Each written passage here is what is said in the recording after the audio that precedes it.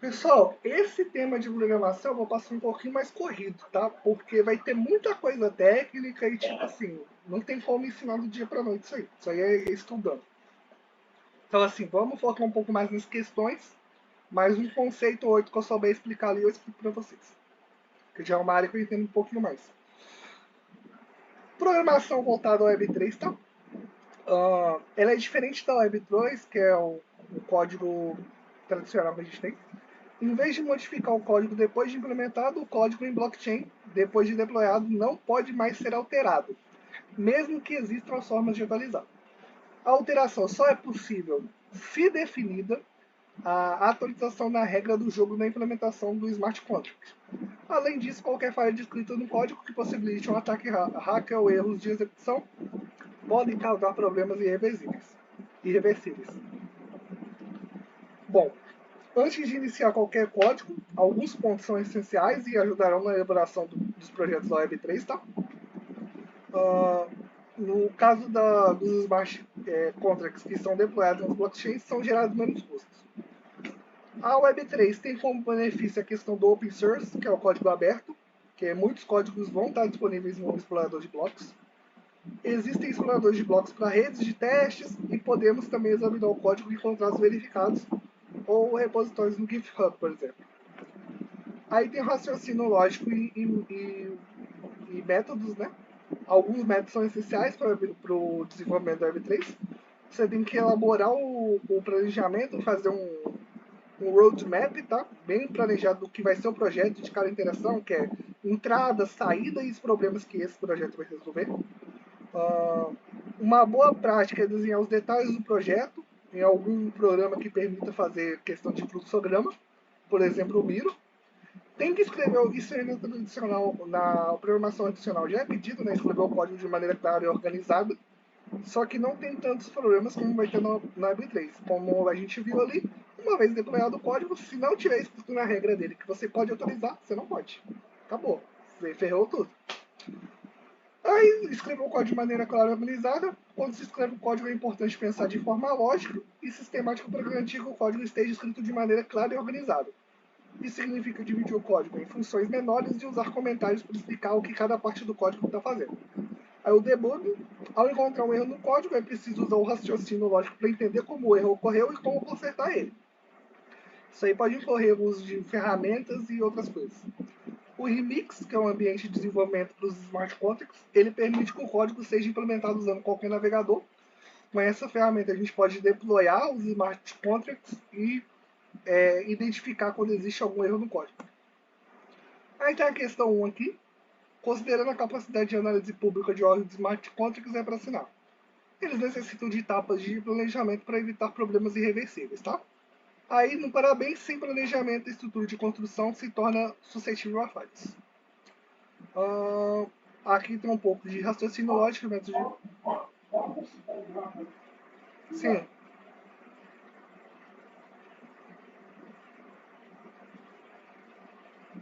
Conseguiu ver? Tá.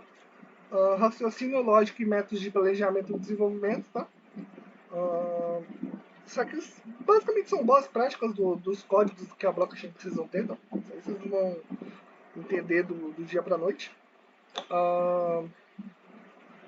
Tem a questão de tipos de dados, operadores e funções. Isso aqui é basicamente um mini curso de lógica de programação. Vamos lá. Questão 2. Considerando os aspectos da programação, é para assinar a alternativa correta. Variáveis servem para guardar informações durante a execução do código. Tá? Essa é a função de variável. É uma coisa que existe para armazenar um valor, no caso de informações. Aí, sem as variáveis de armazenamento, a gente não consegue carregar informações entre execuções, porque não teria nada armazenando essas informações para a gente poder executar. Aqui está explicando um pouco sobre as variáveis, tá? Privadas, públicas, inteiro, booleanos, strings, endereço, esse tipo de variável. Não vou aprofundar muito a explicação. Aí, de acordo com os tipos de... Na verdade, eu vou até aprofundar um pouco, só explicar por cima.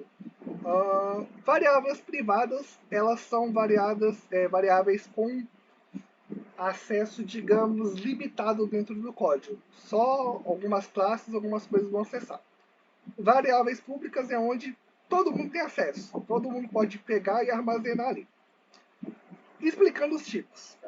Inteiro é uma variável que armazena números inteiros. Por exemplo, aqui está explicando 100.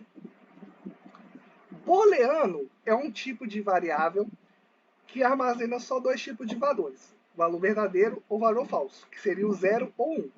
O booleano é só aceita essas duas condições, ou é verdadeiro ou é falso. String é o que armazena caracteres, tá? Texto, caracteres. Aí tem essa address aqui, que armazena valores de endereço, por exemplo, endereço de carteiras ou de smart contracts. O array, ele armazena vários e vários valores dentro de uma variável. Um array é digamos que é uma caixa com um monte de espaços onde se armazena vários valores. Explicando bem negociado mesmo. Aí vamos lá. De acordo com os tipos de variáveis, a gente tem a resposta 3 aqui, tá? Que é a correta. Os arrays eles servem para economizar espaço em declaração de variáveis, juntando vários do mesmo tipo no mesmo local. Ou seja, ao invés de eu criar uma variável chamada nome, sobrenome, cor, idade, alguma coisa assim, de eu criar cada variável, uma variável nome, uma variável sobrenome, uma variável idade, uma variável cor, para descrever uma pessoa. Eu posso criar um array chamado pessoa, e dentro desse array eu posso ter todas essas características armazenadas como variáveis. Ou seja, eu uso um tipo de variável só para armazenar várias informações. Por isso que o array economiza espaço.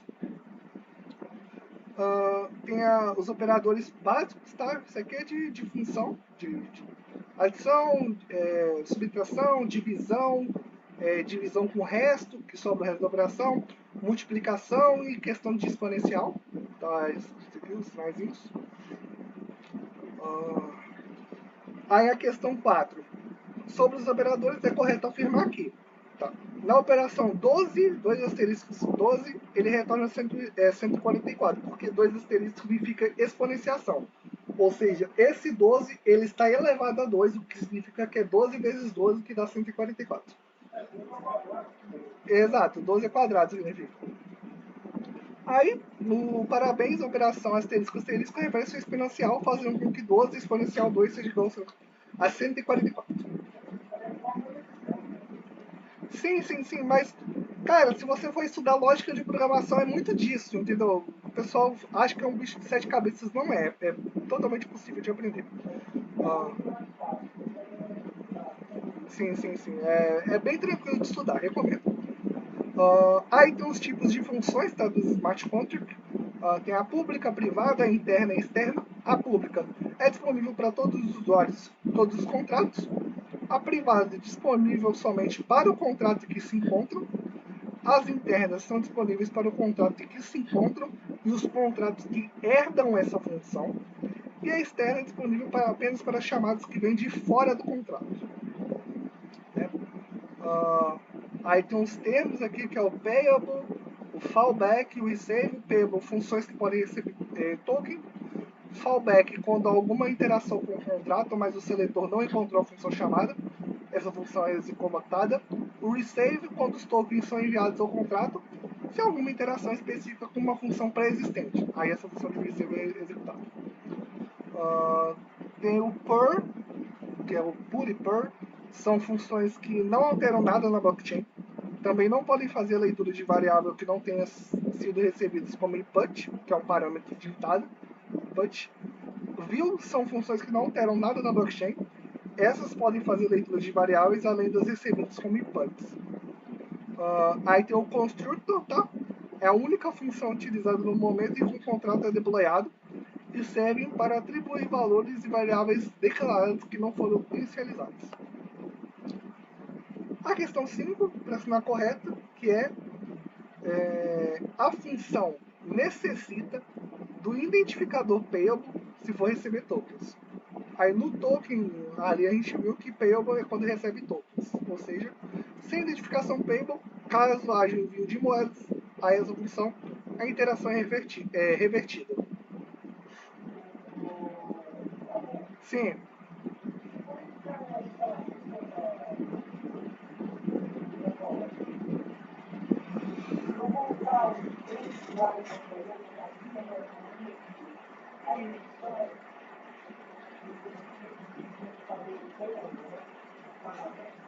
sim.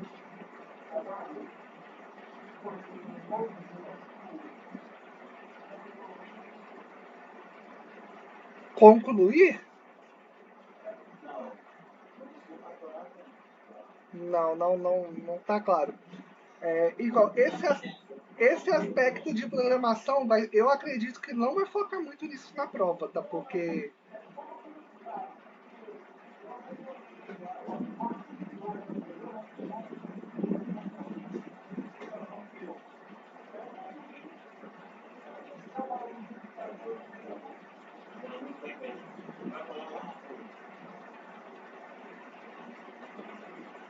Mas é o que? No texto aqui que não tem menção? Tá bom? Tem aqui, ó. Ah, nas questões anteriores? Não tem. Acabou de começar. É a primeira questão que tá no. Tá aqui, Payable, isso. Mas isso é no aspecto, por exemplo, que você está desenvolvendo para blockchain.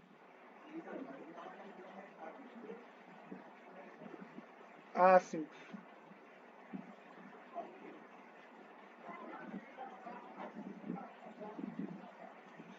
Tipo, payable, no caso, se não tiver essa identificação de payable, você não consegue fazer essa questão de receber tokens. Isso, no caso do desenvolvimento do código, sim. Aí vamos lá um pouquinho falar sobre adendos, tá? Aí é mais a parte de Solid, tá? Tem alguns termos, que é o import. Com ele a gente pode herdar contratos previamente construídos a fim de minimizar os riscos na produção. Herdar o contrato é o mesmo após realizar o import, é necessário iniciar o constructor, que é uma função, do contrato herdado para que haja efetividade na utilização. Aqui está explicando no código como é que ele fez isso. Mais explicações. Aqui tem o que? Tem outros termos aqui, tá? O modifier de modificação provavelmente, são como pedaços de códigos reutilizáveis que fazem checagens contra a interação antes que as linhas de função sejam executadas. Ajudam também a deixar o código mais limpo e claro.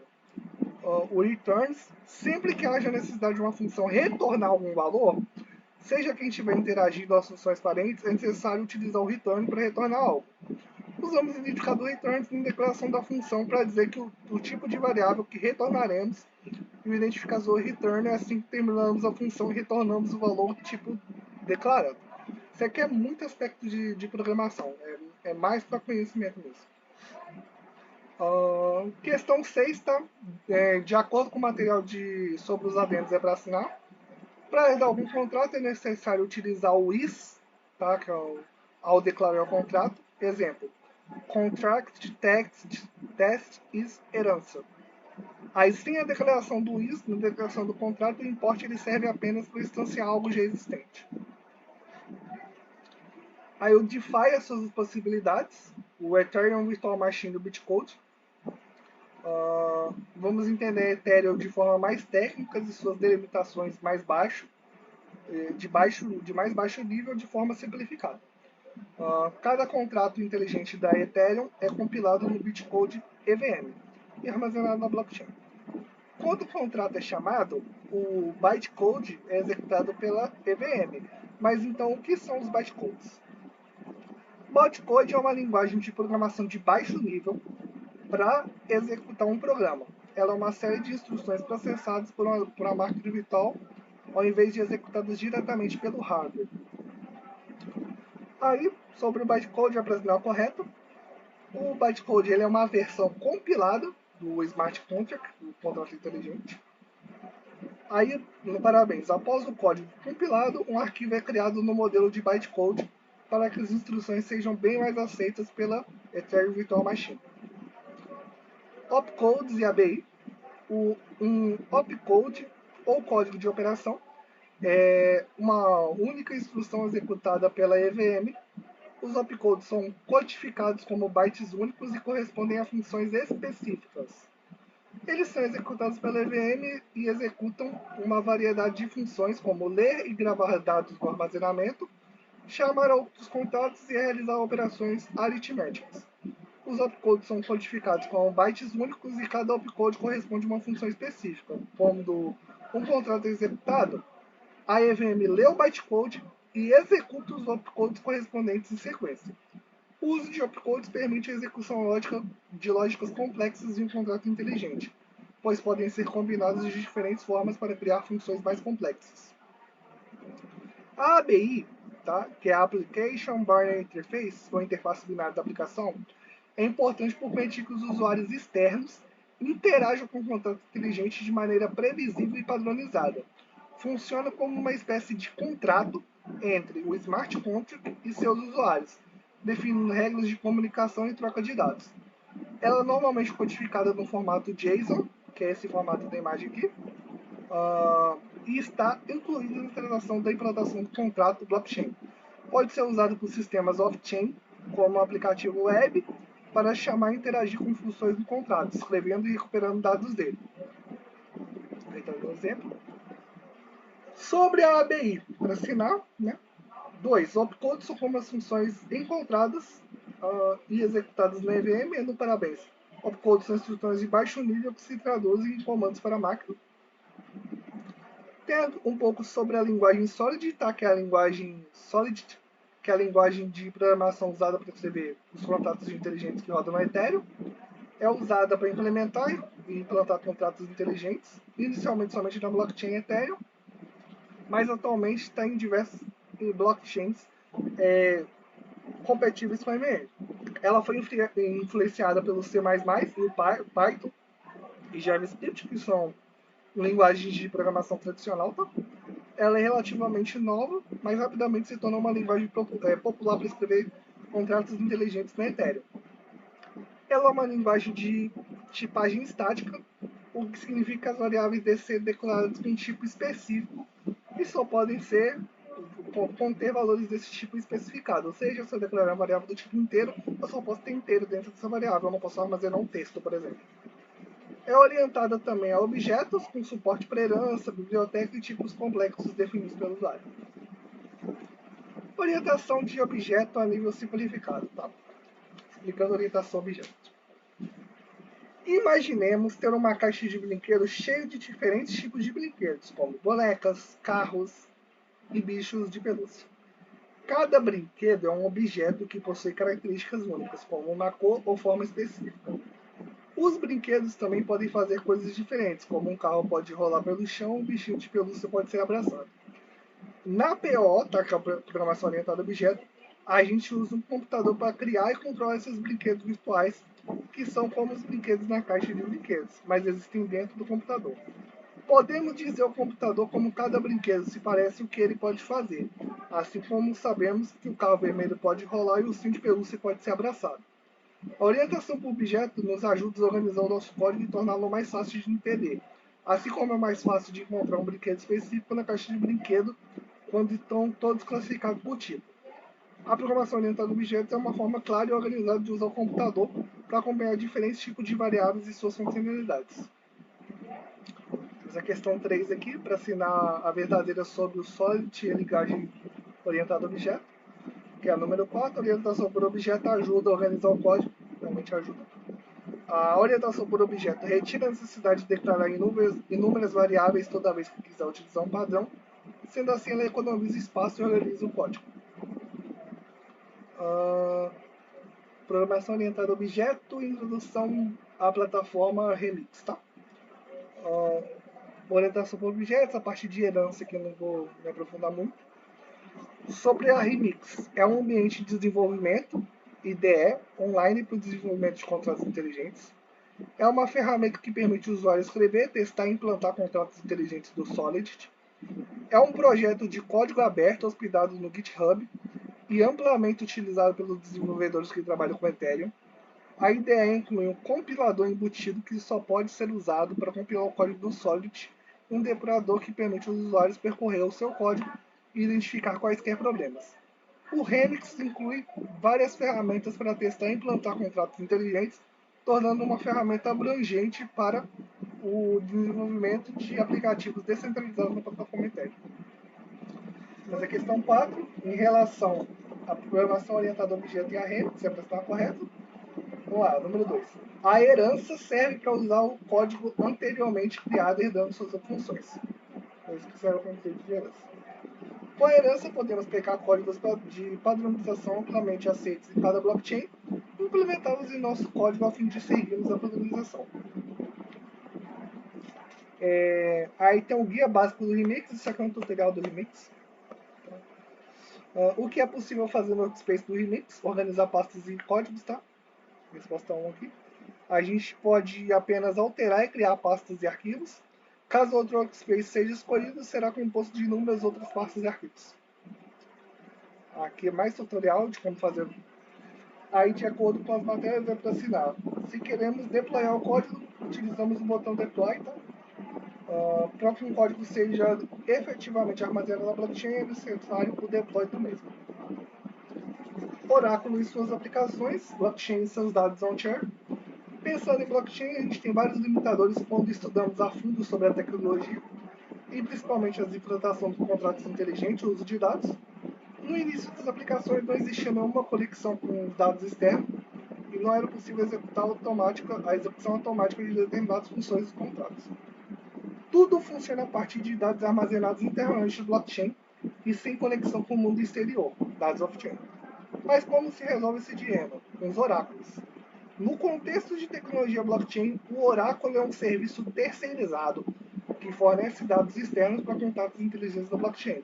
Os oráculos podem ser fontes confiáveis de informações ou feeds de dados, como preço de ações ou dados meteorológicos, que podem ser usados para acionar a execução de um contrato inteligente. Aí tem aqui como utilizar os usos de um oráculo. Como os oráculos funcionam. Ele é utilizado através de um contrato inteligente que são inseridos dados de forma off-chain. Assim, ele saberá como encontrar e trazer as informações da internet ou do mundo real. Ele pode ser usado para ajudar outros contratos inteligentes a tomar decisões ou fazer decisões automaticamente. Aí tem uma explicação rápida como funciona. Então, o provedor de dados, os nós da blockchain, os contratos inteligentes e a blockchain. E basta essas etapas. Questão 1, para assinar a alternativa correta. Oráculos são fontes confiáveis de informações ou feeds de dados e podem ser utilizados para ajudar smart contracts a tomar decisões ou fazer coisas automaticamente. Sem os oráculos, não haverá como saber o valor de certa moeda em relação a outra, sem estar aberto a falhas de segurança. Chainlink e as suas aplicações. Utilização do oráculo da Chainlink.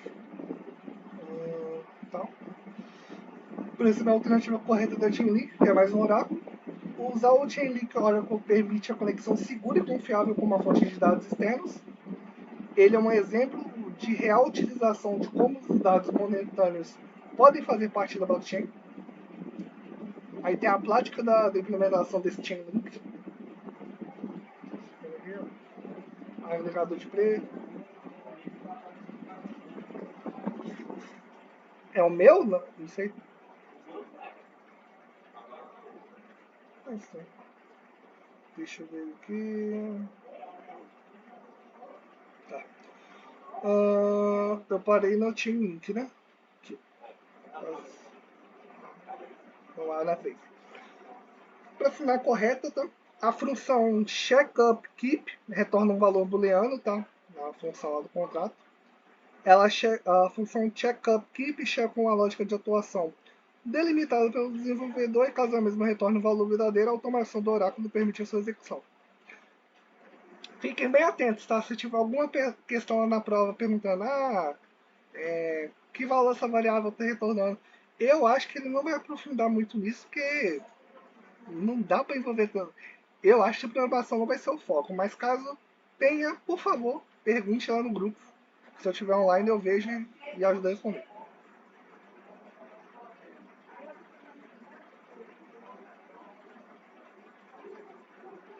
Boa, boa. Eu vou. Se eu não conseguir fazer amanhã, acho que eu vou fazer domingo.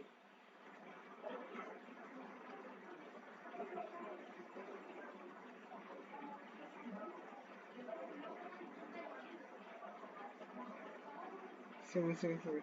Mas eu acho que não vai ser o foco em programação, não. Espero, pelo menos, que não seja.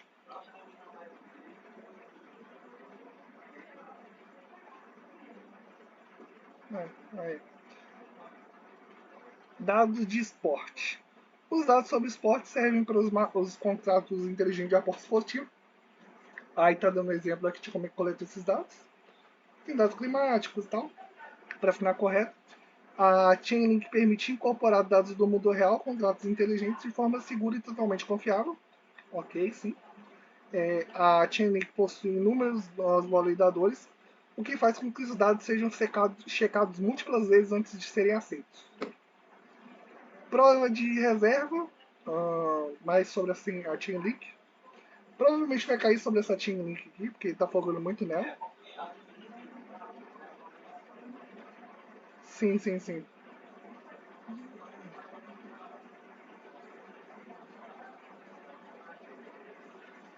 Sim, sim, sim. Que é um oráculo de validação.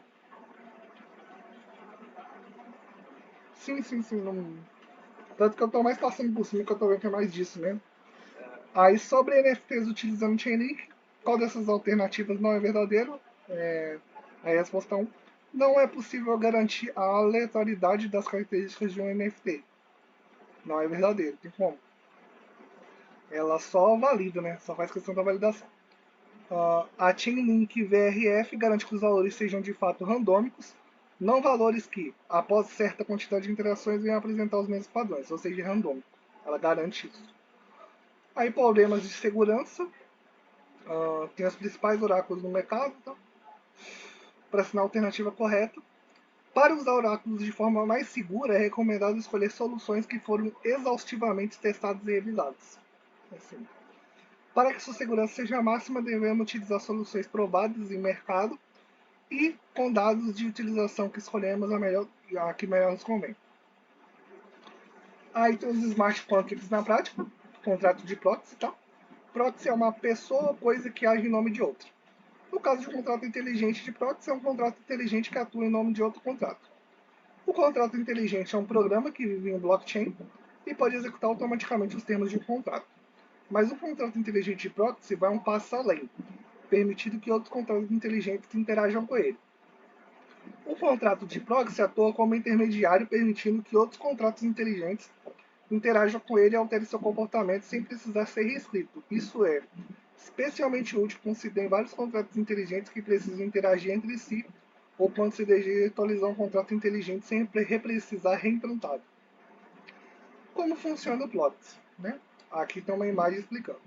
Um contrato inteligente de proxy funciona de forma que o armazenamento e a execução ocorrem em locais diferentes. Aí está aqui a imagem.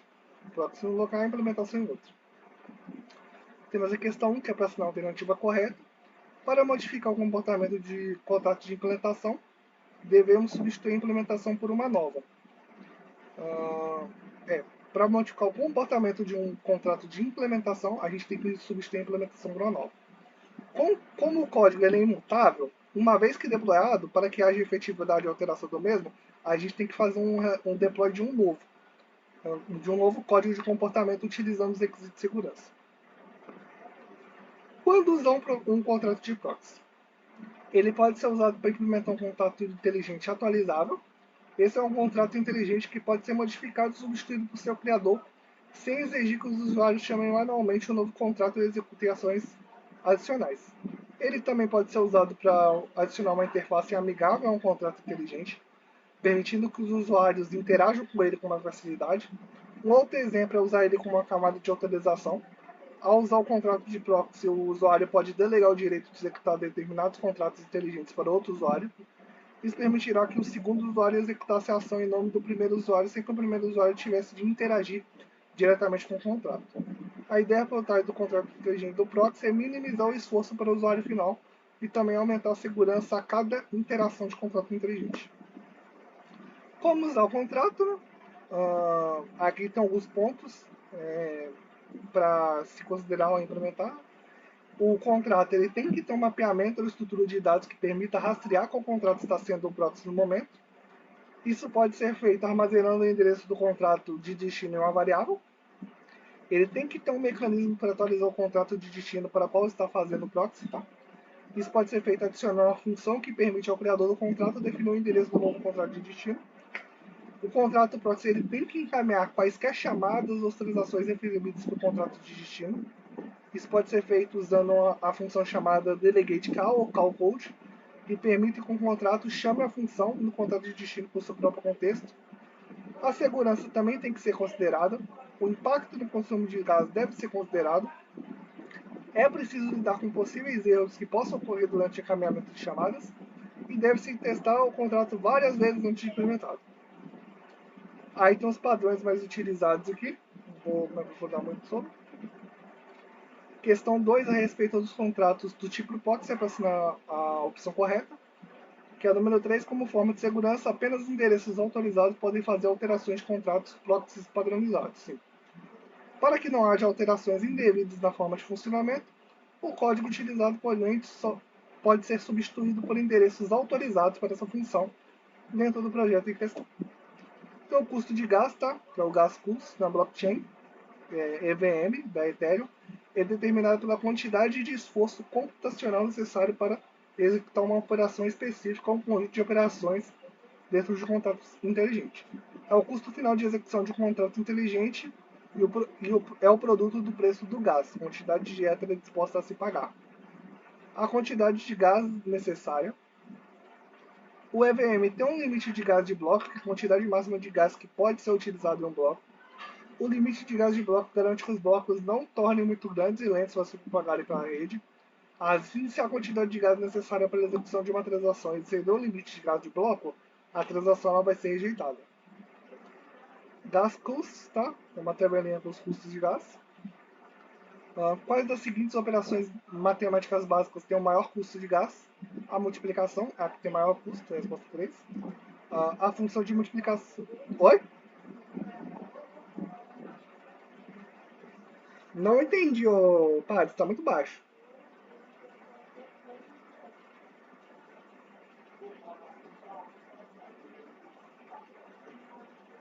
Ah, sim, do gás, do multiplicação. Ah, e a multiplicação ela utiliza 2 de gás a mais que as outras alternativas. Ou seja, que utiliza mais.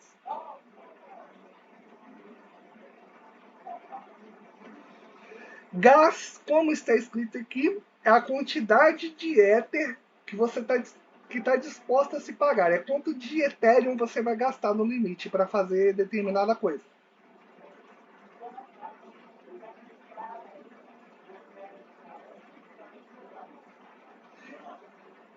A gás, no caso, é esforço computacional, né? É quantidade de.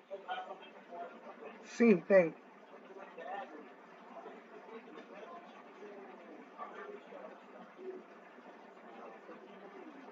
Sim.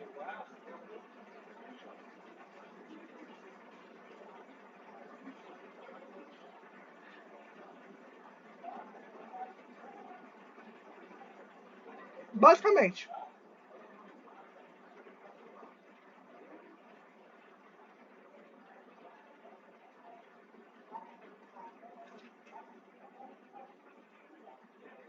É, sim. Pelo que você vai fazer dentro do Ethereum.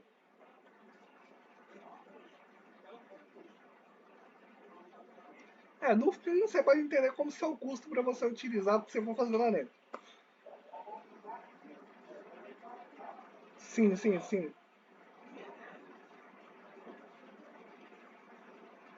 Aí vamos lá. Otimização é prática.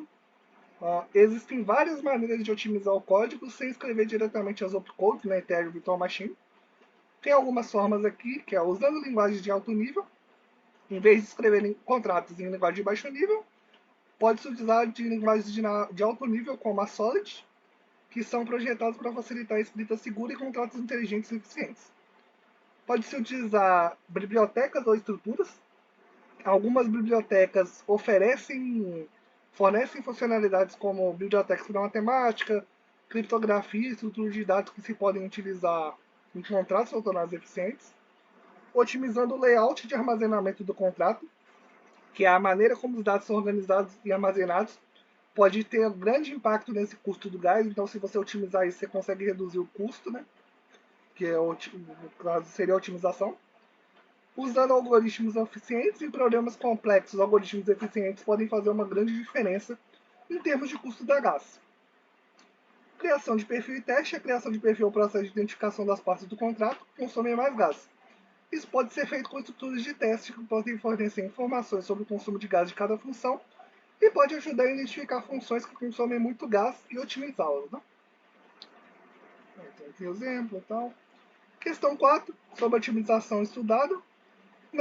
Resposta 2, na versão otimizada, a função fatorial usa um loop while, né? Que é dos exemplos aqui que deu.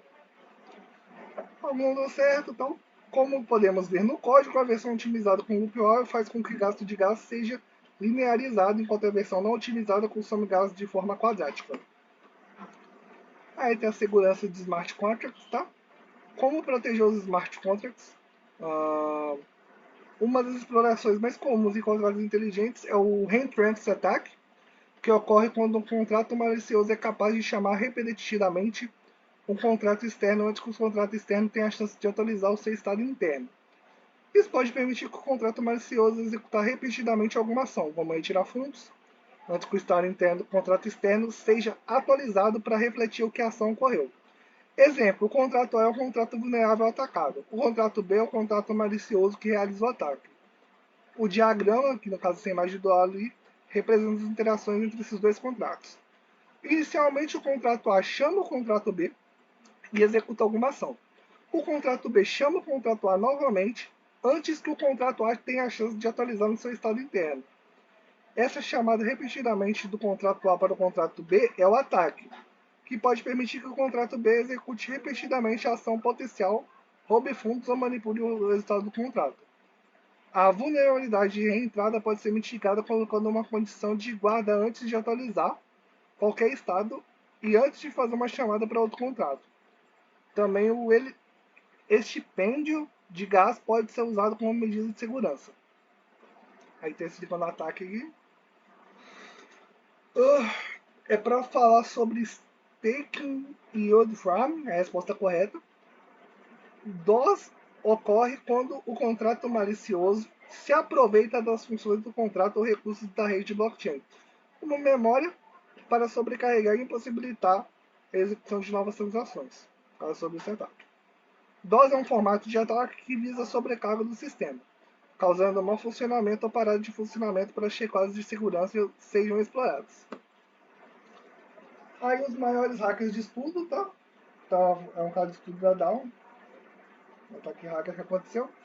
Temos a questão 6. Assinale a alternativa correta sobre o ataque DDown. Esse ataque poderia ter sido evitado se a transferência de fundos fosse realizada assim que o código verificasse o saldo na carteira de usuários fosse maior que 1 Ethereum. Terminamos o tema 2, senhoras e senhores.